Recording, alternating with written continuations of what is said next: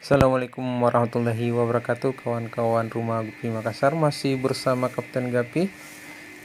Jadi pada video kali ini saya cuma mau sorot-sorot hasil panen kita jenis Gapi Black Moscow. Jadi di kolam styrofoam ini berisikan Gapi Black Moscow, dan di styrofoam yang satunya juga berisikan burayak jenis Black Moscow juga. Jadi kemarin itu kita sempat serok isi dari kolam utama dari Black Moscow, cuman belum habis.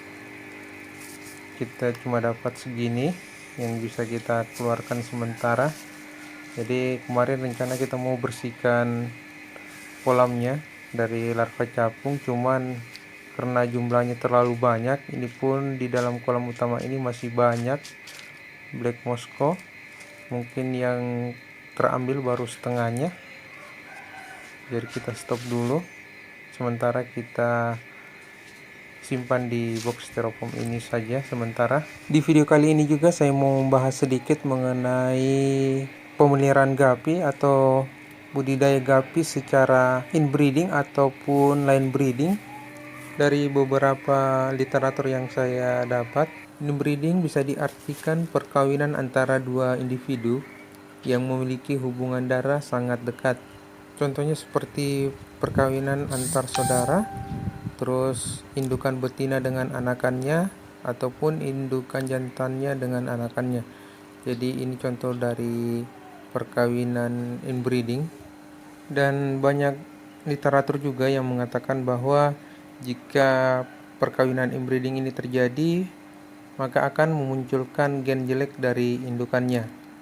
Jadi inbreeding harus dihindari dalam usaha mengembangbiakkan ikan ataupun jenis hewan lainnya. Sedangkan istilah line breeding adalah perkawinan dua individu yang memiliki hubungan darah tidak terlalu jauh. Istilahnya masih memiliki garis keturunan yang sama. Dalam dunia perikanan, hal ini juga biasanya dihindari karena ikan yang masih memiliki hubungan darah akan menghasilkan keturunan ikan yang kurang bagus secara kualitas, meskipun line breeding ini masih lebih baik daripada inbreeding. Ada istilah crossbreeding juga, yaitu perkawinan antara dua individu yang tidak memiliki hubungan darah atau minimal hubungan darahnya terlalu jauh. Untuk crossbreeding ini dalam dunia perikanan sangat baik dilakukan untuk mendapatkan bibit yang berkualitas. Ada istilah lain lagi seperti superbreed. Kalau ini adalah individu yang selalu mampu menurunkan sifat-sifat terbaik pada keturunannya. Jadi itu dia 4 istilah yang sering kita dengar dalam budidaya ikan, terutama dalam jenis ikan gapi ini. Semuanya berdasarkan teori ataupun literatur yang ada. Di luar teori ataupun literatur yang ada yang sudah saya sampaikan tadi, ada pengalaman yang sampai sekarang saya masih jalani untuk proses perkawinan tadi, yang dikatakan inbreeding ataupun line breeding yang sangat dihindari oleh para peternak ikan, budidaya ikan. Jadi contoh ikan gapi yang kita ternak secara inbreeding di farm kita ini tidak lain adalah jenis Black Moscow, di mana jenis Black Moscow yang ada di farm kita ini jumlahnya sekarang bisa dikatakan sampai ribuan, baik indukan maupun burayaknya.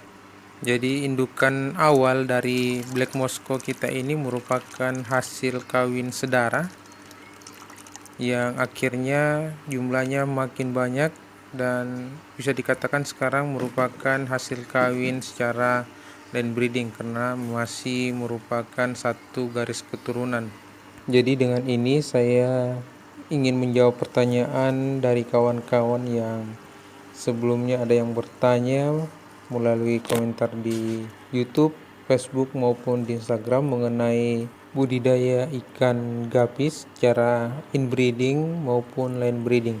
Jadi di farm kita ini untuk jenis Black Moscow awalnya kita ternak secara inbreeding karena berasal dari satu pasang indukan saja yang sampai sekarang terus berkembang menjadi line breeding.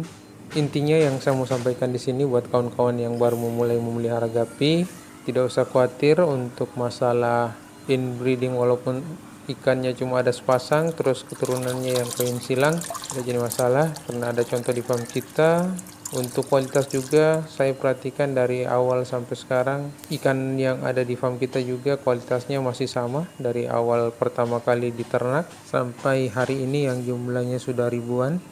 Dan bukan hanya jenis Black Moscow yang di farm kita yang kita ternak secara inbreeding, tetapi jenis albino full red bahkan jenis tuxedo-koi yang ada di farm kita merupakan hasil inbreeding yang berlanjut ke line breeding. Dan hasilnya pun sama, tidak ada perubahan dari segi kualitas dari indukan pertama dengan burayak yang ada sekarang. Tidak ada perubahan secara signifikan untuk kualitasnya, masih tetap sama dengan indukan awalnya. Kalau menurut saya pribadi, kita bisa berpatokan berdasarkan teori yang ada, cara breeding atau beternak ikan gapi yang baik, yang mana para peternak banyak menggunakan cara cross breeding, yaitu menggunakan indukan yang memiliki garis keturunan yang berbeda sehingga menghasilkan burayak atau anakan ikan yang berkualitas.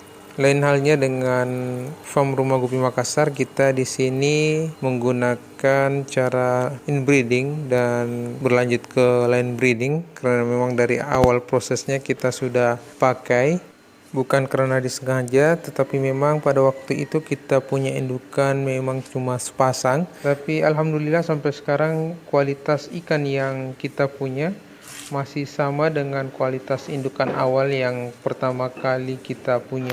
Jadi berdasarkan pengalaman inilah kita masih tetap menggunakan cara inbreeding yang berlanjut ke line breeding di farm kita, yang mana kita terapkan juga di beberapa jenis ikan lain seperti yang saya sebutkan tadi, jenis albino full red, terus jenis tuxedo-koi yang merupakan hasil dari proses inbreeding yang berlanjut ke line breeding juga.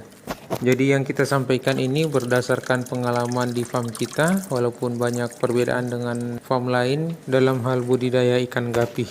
Jika ada pertanyaan, saran atau kritik buat farm kita, kawan-kawan bisa komentar di kolom di bawah. Dan buat kawan-kawan yang baru bergabung di channel kita, bisa subscribe untuk mendapatkan notifikasi video terbaru dari kita. Dan jangan lupa like dan share video kita jika menurut kawan-kawan bermanfaat. Sekian, Assalamualaikum warahmatullahi wabarakatuh.